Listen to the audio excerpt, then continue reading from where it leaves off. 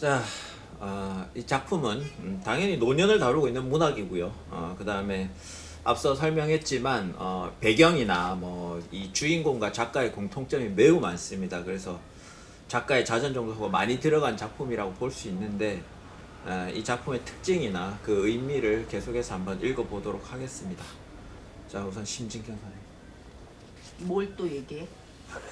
이야기할 거 없으면 딴 데로 아니 근데 이제 이 사람이 이게 거의 최장암? 응?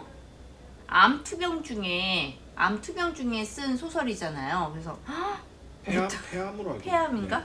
어떻게 썼지? 그래서 좀 반성 많이 했습니다. 이분은 이렇게 암 투병 중에도 이렇게 전 세계적인 베스트셀러를 쓰시는데 네.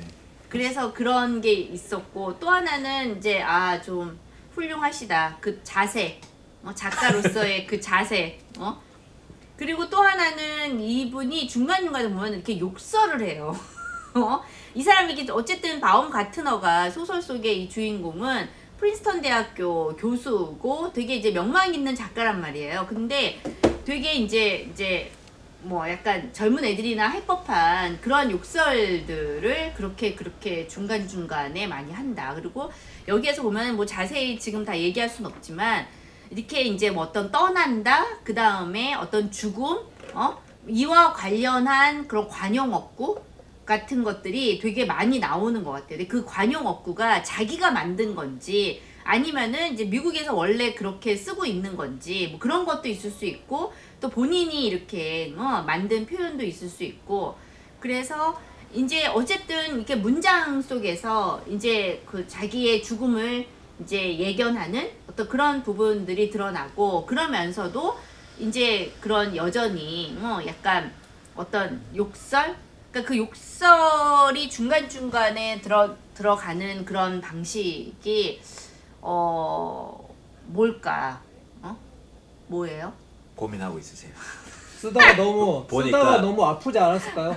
아파서 내가 막 심지어 이러고. 선생님 지금 말하면서 생각하고 있어서 그래요. 지금 생각하고 말하는 게 아니고. 제가 먼저 네. 이야기하겠습니다. 저 같은 경우에는 뭐 앞서서도 말씀을 여러 번 키워드적으로 언급이 나왔지만 이렇게 노년성과 말년성을 우리가 이제 좀 구분을 할 때 문학적으로 구분하는 지점에 있는데, 이 소설이 대단히 경계에 있는 느낌이 저한테는 많이 들었어요. 뭐냐면은 그러니까 우리가 노년성이라고 이야기하는 것과 에드워드 사이드가 온 레이트 말년에 대하여라는 책을 쓰면서 이제 말년성에 대해서 이야기를 할 때 두 가지를 구분하면서 이야기를 하면서, 에드워드 사이드 입장에서는 이런 말년성이라고 하는 거는 어떤 해결적인 의미에서의 절대지나 아니면은 말년에서 이룰 수 있는 우리 삶에 대한 어떤 통찰, 내가 내 삶을 종합하고 거기에 대하여 의미 부여할 수 있을 것이라고 생각되는 그런 의미의 노년의 정점이 아니라, 그 모든 것들을 어떻게 보면 마치 청년처럼 되돌아가서 해체해버리고 뒤집어버릴 수 있는 그런 형태의 형식적인 도돌이표 같은 게 이제 말년성이라고 이야기를 그 책에서도 하는데, 대표적으로 언급하는 게 베토벤하고 아도르노거든요. 그래서 베토벤의 음악이 오히려 말년에 이르러서 더 과감해지고 청년 시기에 뭔가 정돈되지 않은 느낌으로 되돌아가는 방식, 그리고 에드워드 사이드가 아도르노가 부정변증법에 이르러서 마치 뭐 어떤 철학적 변증법이 도달할 수 있을 것 같은 그러한 형태의 결론이 아니라 자꾸만 이것도 아니고 저것도 아니라는 방식으로 마치 노인, 약간 그 인지증이 온 노인들이 다 어린아이처럼 다 싫어하는 그런 느낌의 말년성에 대해서 이야기를 했는데, 물론 바움가트너라는 한 인간의 삶이 그렇게까지 해체적으로 자기 삶에서 의미를 거부하거나 완전히 다 무너뜨리는 것은 아니지만, 그래서 저는 좀 경계에 있는 문학이라는 생각이 좀 들었고, 그래서 이 남성이 어쨌거나 자기 삶이라고 하는 것들을 반추하는데 자서전적인 방식으로 삶 전체를 조망하면서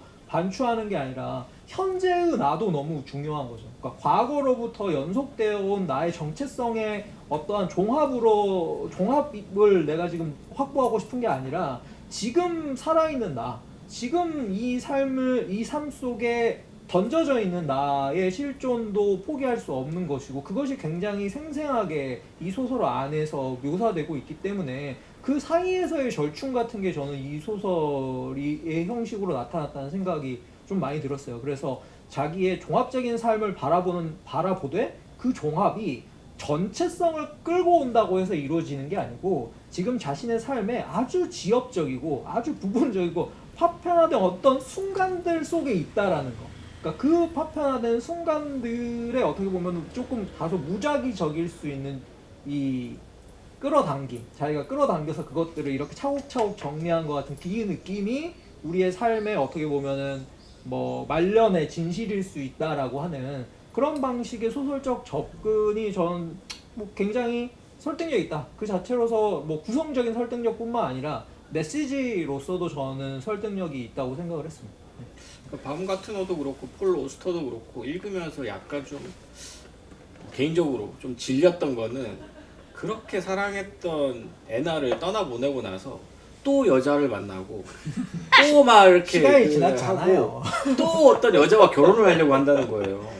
그렇게 후회 없이 결혼 생활을 하고 뭐 물론 안타깝게 떠나보냈지만 그 사랑했던 여성은 또 다른 여성과 결혼을 하려고 하는 그 징글징글한 어떤 이 이성애적 남성의 욕망 그런 것들이 좀 징그럽다는 생각을 해서 그 징그럽다는 생각만 한 것이 아니라 결국은 폴 오스터나 이 바움가트너가 결국 보여주는 것은 불교 용어로 하면 색과 공의 인간이 있다고 했을 때 세계 인간이다 이 사람들은. 그래서 끊임없이 그 세계 속에서 살아가야 되고 뭔가를 비워내기보다는 끊임없이 채워 넣어야 되는 뭔가 자기 이 몸에서 빠져나가면은 그러니까 다른 것을 또 환상학적이지. 채워 넣어야 되는 거죠. 그래서 아까 이제 그 말년성에 대해서 박영 선생님 말씀하셨던 거랑도 좀 통하는 얘기인데 사실 베토벤이 말년에 갈수록 더 청년기의 거친 모습들로 돌아가듯이 이 노인이라고 해서 단순히 뭐 깨달은 현자가 되고 비워내고 뭔가 정리하는 그런 존재가 아니라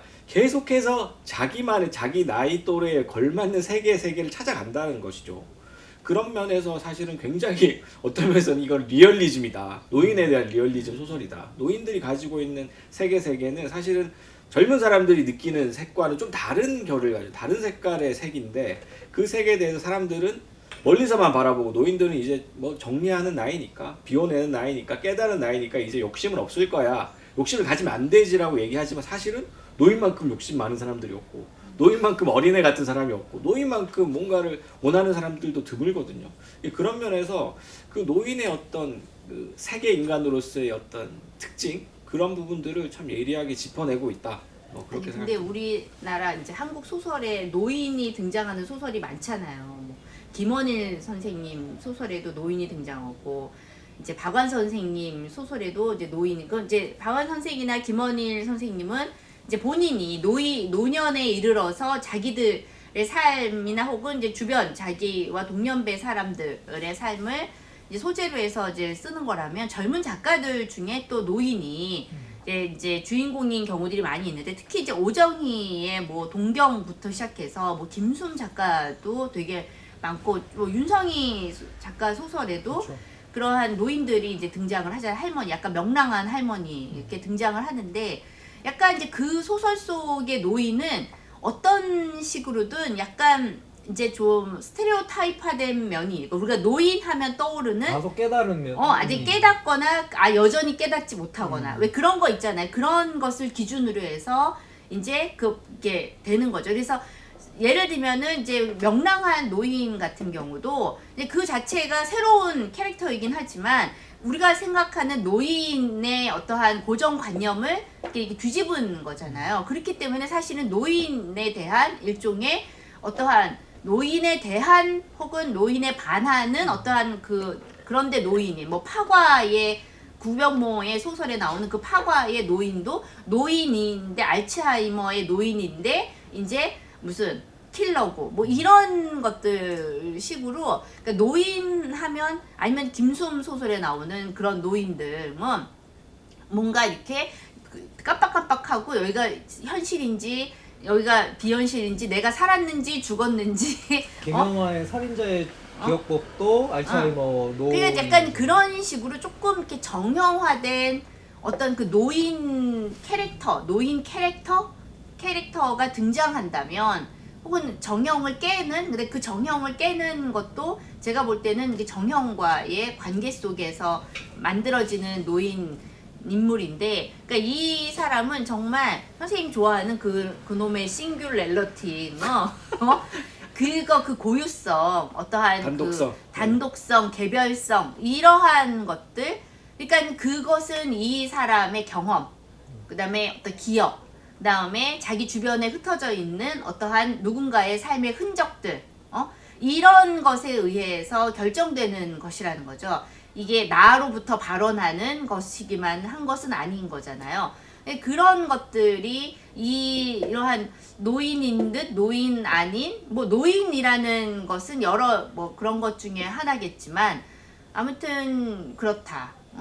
그런 느낌이 드네요. 그러니까 예. 우리가 노인 하면은 떠올리는 어떤 스테레오 타입들, 뭐 깜빡깜빡하고 힘이 없고 뭔가 또 세상을 살아봐서 경험이 많다는 데서 오는 어떤 깨달은 모습, 뭐 이런 죽음에 것들, 가깝거나, 죽음에 가깝다거나 욕심이 없다거나 오는 건 이제 욕심이 많았지만 이제 욕심을 비워냈다거나 하는 그런 전형적인 이미지들을 사실은 그냥 단순히 뒤집어서 재현하는 것이 아니라 다른 방식으로 어떤 대안적인 노인성을 보여준다는 점에서 좀 그런 부분들이 말씀하신 대로 어떤 단독성적인 노인성을 보여주는 게 아닌가 하는 생각도 드네요. 예. 저는 그래서 좀 조금 다른 측면에서 그 운전대의 신비를 계속 강조를 해서 그러니까. 이렇게 좀 주목을 해봤는데 저는 그 운전대의 신비가 사실은 이게 아리스토텔레스인가 플라톤인가 거의 그 아리스토텔레스라고 그러니까 나와 있어. 아리스토텔레스. 인간의 정신은 선장이고 육체는 배다라고 하는 그 이원론에서 출발. 그러니까 어떻게 보면 서양의 가장 기초적인 사고잖아요. 물질과 정신을 구분하는. 근데 이제 여기에 자기가 흥미를 가졌다는 거잖아요. 그래서 운전자는 정신이고 차는 육신인가? 근데 이제 오히려 제가 볼 때 그거를 노인이 됐기 때문에 극복한 게 아닐까. 왜냐하면 노인의 정신과 육체가 분리되어 있다면 육체의 이 정신이 영향을 안 받아야 되는데 영향을 받잖아요. 이 상처나고 부서지고 하니까. 그러니까 다시 말하면 육신과 이 정신이 분리될 수 없다는 측면에서 오히려 그런 그 이원론적인 인식론 여기서 벗어나려고 했던 게 그렇게 또 마지막 장면에 또 다른 의미가 아니었을까. 그러니까 육신이 차도 물론 사고가 나서 부서졌지만 그렇다고 해서 작동을 안 하는 거 정신이 작동을 안 하는 것도 아니고 또 차처럼 나도 부서졌지만 또 상처 입은 것이 또 나의 목적지나 또 정체성을 또 정해주잖아요. 그래서 그런 걸 보면서 어떻게 보면 오히려 내가 늙었고 늙어서 나의 정신이 또 나이 든 만큼 변해가고 있기 때문에 어떻게 보면 정신과 육신이란 이분법을 그런 식으로 좀 극복해 나가는 게 아니라 작가가 새로운 인식에 늙었기 때문에 도달할 수 있는 인식 요런 거에 도달하지 않았을까라는 생각 하나 하고 그 다음에 애나가 참 자주 길게 나오거든요. 맞아요. 근데 이 사람은 문학가가 아니에요. 정작 철학자잖아요. 맞아요. 철학 교수고 문학을 한 사람은 애나예요. 그러니까 자기의 삶을 두 가지로 봤을 때 그러니까 폴로스트란 인간의 삶은 바움가르테너가 반영하는 한편 작가로서의 삶은 애나 쪽에 투영시켜 놓은 게 아닐까라는 생각이 들거든요. 왜냐면 애나가 이제 나중에 출판이 되고 각광을 받고 누가 또 박사 연구하러 오고 연구하긴 막 하죠. 하잖아요. 코언. 코언이 오고 그러니까 내가 글을 쓴 것이 무슨 의미가 있나라는 거를 쪽은 애나를 통해서 이 사람이 의미화를 시도했던 게 아닐까라는 생각이 드는 거예요. 그러니까 아까 기록 얘기도 했지만 기록은 유산인과 동시에 어떤 새로운 희망이잖아요. 누군가에게는. 박사를 따려는 친구한테는 또 새로운 희망이고 그러니까 정리되지 않는 거죠.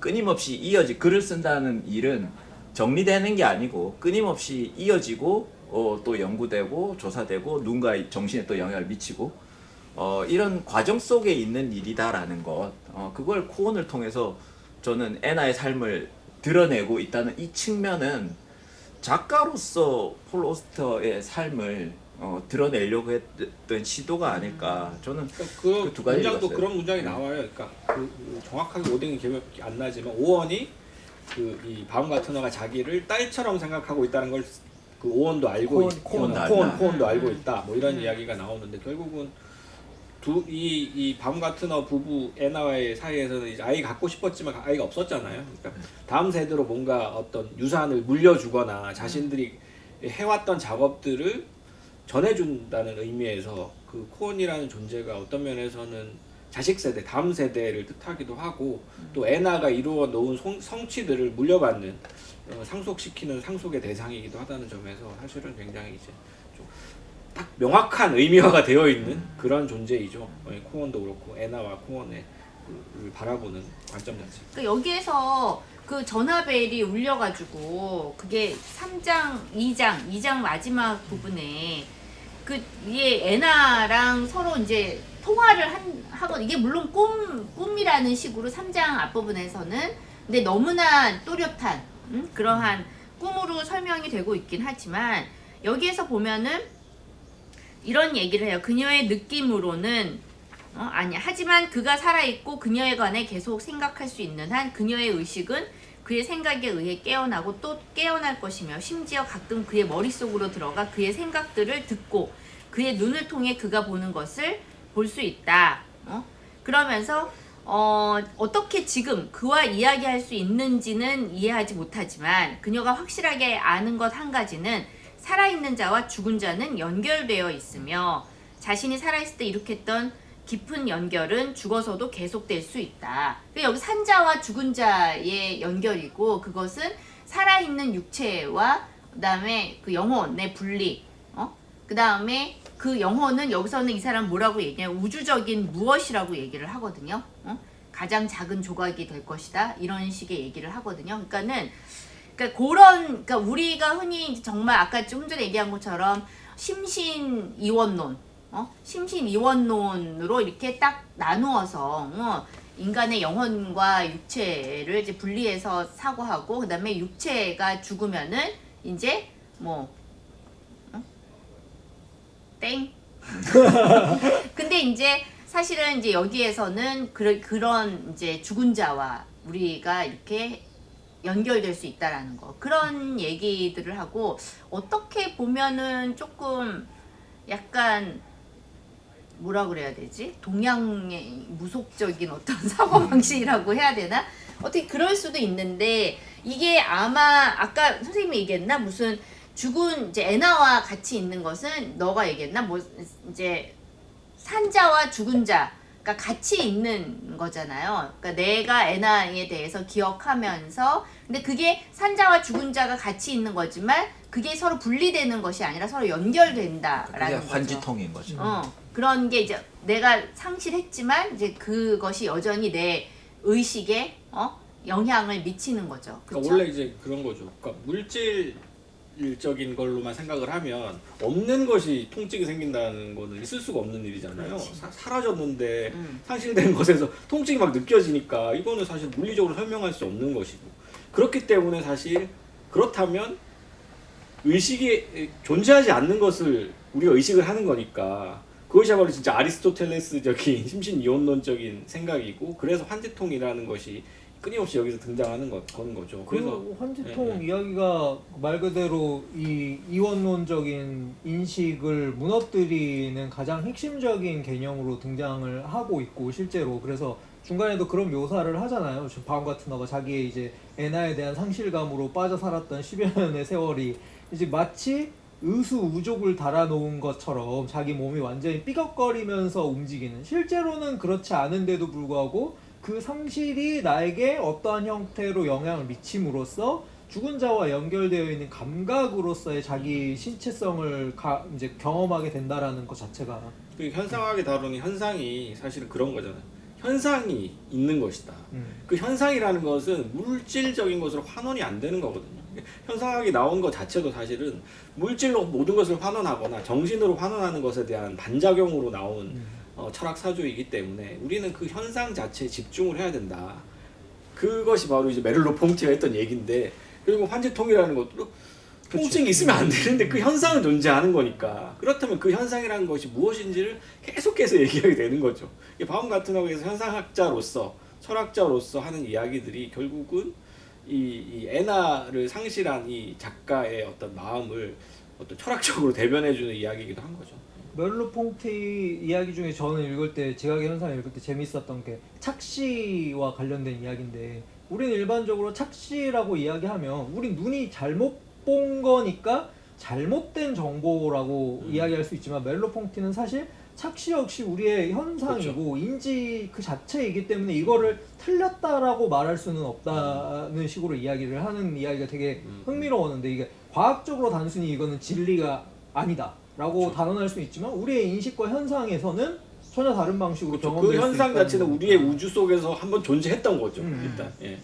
그런 인식이 저는 이제 결국에는 이제 운전대의 신비 이야기하고 계속 연결되어서 운전대 신비 이야기에 대한 요약이 몇 페이지 정도 아주 간략하게 나오는데 그 이야기 안에는 지금의 어떻게 보면은 포로스터가 가지고 있었던 미국 사회에 대한 좀 비판적인 인식도 제 생각엔 좀 있는 것 같아요. 여기 이제 굳이 마가 관련된 이야기도 나오잖아요. 그래서 이를테면 이제 그 챕터가 여러 개가 있는데 파괴 경주 챕터는 어떻게 사람들이 이제 하나의 이 규율이라는 것으로부터 벗어나서 자기 맘대로 달리기 시작하면 이게 상호 확증 파괴로 이어질 수 있는가와 관련된 지금 미국 사회에 대한 어떻게 보면 비판적 인식이 들어가 있고 마지막에 이제 자율주행차라는 신화에 대한 이야기도 보면은 결국 거기에서 어떤 형태의 물질성이나 어떤 정신이라고 하는 것들이 완전히 분리되어 버린 형태로 일종의 AI나 뭐 어떤 자율주행과 같은 시스템화된 방식으로만 인간이 그 힘을 따라가게 되면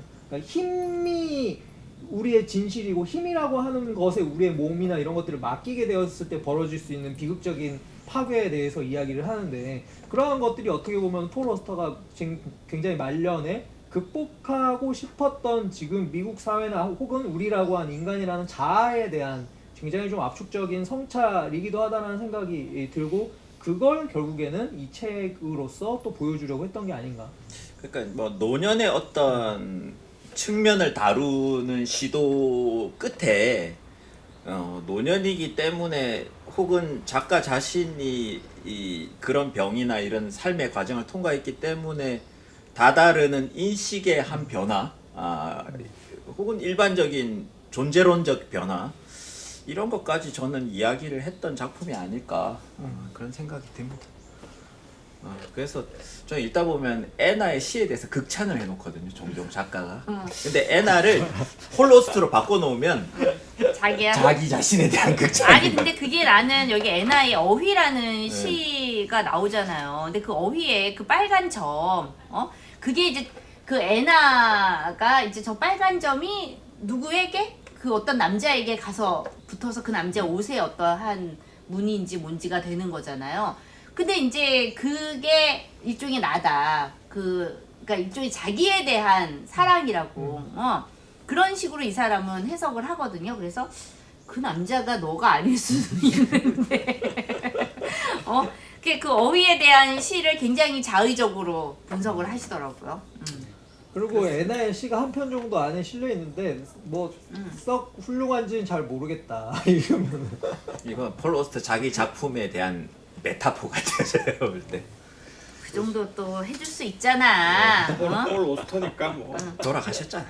아니 이게 아픈데도 이렇게 썼잖아. 난 반성 많이 했어 진짜. 아프지도 않은데 원고 계속 미루고. 그래서 20자평을 오늘은 준비를 해오신 거군요. 그렇지. 허접하긴 했지만 그래도. 좋은 말년의 자세입니다. 아직 말년이라고 하시면 너무. 자, 이 책의 의미에 대해서 다양하게 이야기를 해본 것 같습니다. 마지막 우리 책 추천한지 비추천한지에 대해서 이야기하도록 하겠습니다.